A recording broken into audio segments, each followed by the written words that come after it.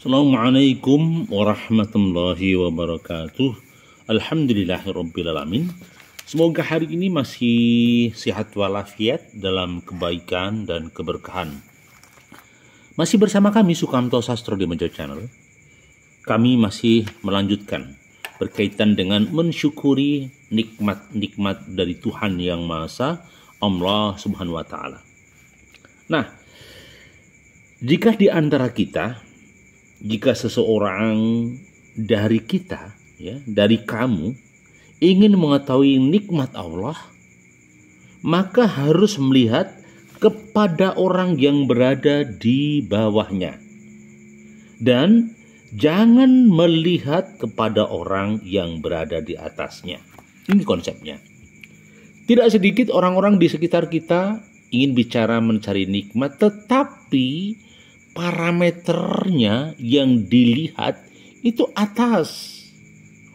Oh, si bos itu kaya, si bos itu punya mobil, oh, si bos itu punya rumah mewah. Padahal yang bicara tadi sebenarnya di bawah garis kewajaran. Gajinya masih UMK, harapannya besar tetapi tenaganya kurang. Inginnya besar tapi penghasilannya pas-pasan. Ini yang saya katakan, salah ingin menimbulkan seseorang akan mengalami penderitaan yang berkepanjangan. Kami ulang, ketika salah ingin, salah harap, maka seseorang bisa tersiksa oleh dirinya sendiri. Maka saya katakan bahwa untuk bisa menikmati kelezatan hidup, kenikmatan hidup, maka pandanglah orang di bawah kamu, bukan orang atas kamu. Pandanglah orang miskin, jangan orang kaya. Pandanglah orang yang difabel, jangan memandang orang yang sehat sentosa. Orang yang difabel punya kaki satu bisa berjalan. Orang yang difabel tidak punya tangan tapi bisa makan. Nah, artinya apapun bentuknya, potensinya, bagaimana kita mensikapi hidup. Begitu. Jadi bagaimana ini? Nikmat yang terbesar apa ini ya? Nah, sebenarnya Allah itu melimpahkan nikmat itu juga lahir dan batin. Jadi di Quran surat Luqman ayat 30, dan Allah melimpahkan kepadamu nikmatnya lahir dan batin. Nah, sebenarnya kalau kita sadar ada nikmat lahir berupa apa? Oh, mata kita belum kabur.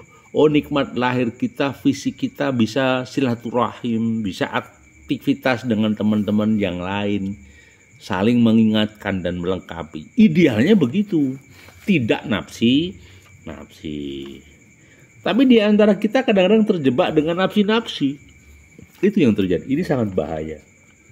Ya, jadi saya katakan nikmat itu harus benar-benar dicermati. Jangan sampai nikmat itu menjadi blunder. Utsman bin Sulaiman pernah menceritakan ada seorang laki-laki yang dilapangkan usahanya sehingga ia mempunyai kekayaan yang melimpah ruah. Namun demikian, ia tetap bersyukur kehadirat Allah dan Tuhan Yang Maha Esa, selalu mengucapkan alhamdulillah. Pada akhirnya ia harus memiliki sebuah tikar saja. Pada akhirnya ia hanya memiliki sebuah tikar. Ia pun tetap bersyukur kepada Allah supaya mengucapkan alhamdulillah. Nah, ketika ditanya mengapa ia bersenantiasa mengucap alhamdulillah dan syukur, ia pun menjawab, saya bersyukur atas pemberian Allah yang tidak mungkin saya berikan kepada orang lain. Artinya apa?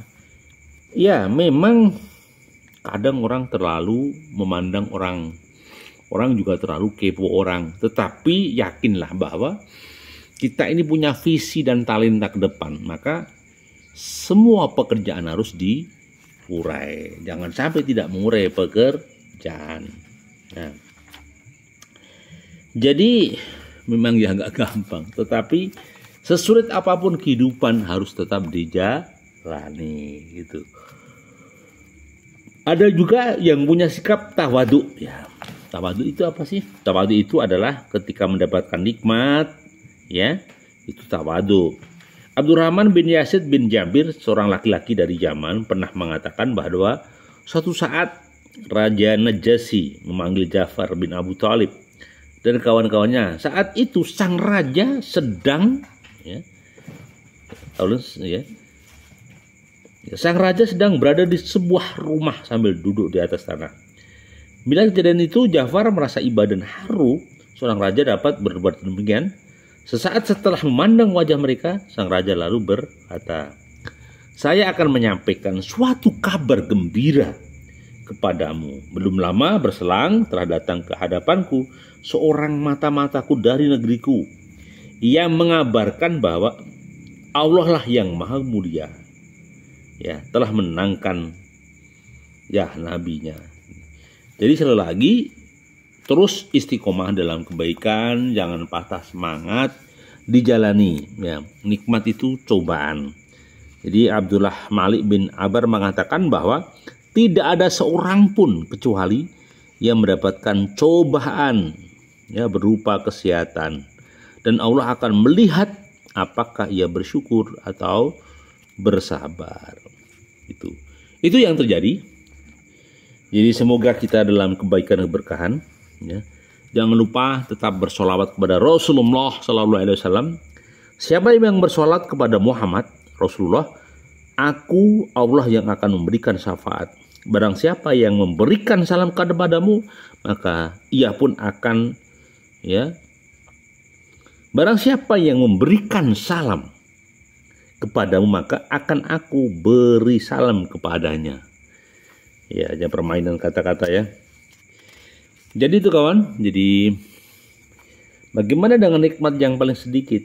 Ya, jadi Allah itu memberitahukan kepada hambanya tentang nikmat yang paling sedikit. Maka Allah menurunkan wahyu kepada Nabi Daud. Wahai Nabi Daud, bernafaslah. Nabi Daud pun bernafas sehingga perintah Allah selanjutnya akan mengatakan kepadanya, gitu loh. Nah, itulah nikmatku yang paling sedikit. Jadi nikmat Allah banyak sekali, ya. Kita nggak bisa menghitung satu persatu, tapi kita sudah menjalankan satu persatu. Kesempurnaan dan nikmat. Muad bin Jabal mengatakan, ya, yang mengisahkan, setelah mengucapkan permohonan itu, beliau bertanya kepada orang tua, "Hai anak Adam, tahukah engkau apakah kesempurnaan nikmat ibu?"